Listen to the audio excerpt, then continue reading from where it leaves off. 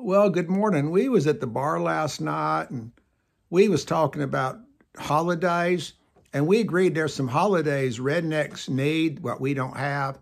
There needs to be the first race for NASCAR should be a national holiday.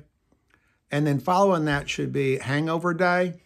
You should have the next day off because it ain't safe for you to be at work.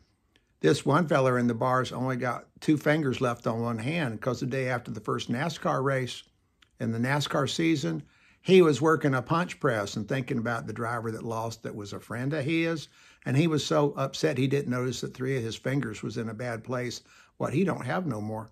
So I think it would save rednecks' fingers. It might save some marriages.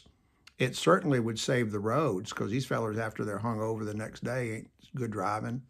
Another day that rednecks need, and this one's not quite as obvious, is the day after hunting day is over. When hunting's over, rednecks get mournful because they can't go out there and hunt legally.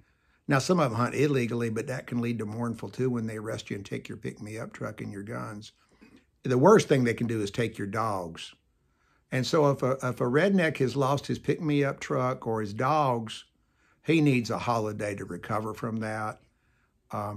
Somebody suggested a therapist holiday to treat rednecks what have lost things that are important to them.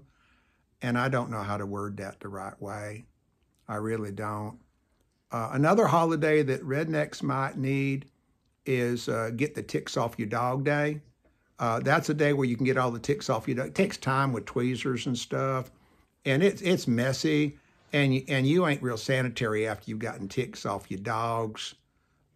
You don't need to have a flea dip day because you just dip them in flea dip and they're going to be just fine. You don't need a day for that. But I think it should be a national holiday for a tick removing day for rednecks. It's important. Now, if you're getting ticks off your young'uns, you're not watching your young'uns enough. Of course, there's some young'uns you really don't want to watch.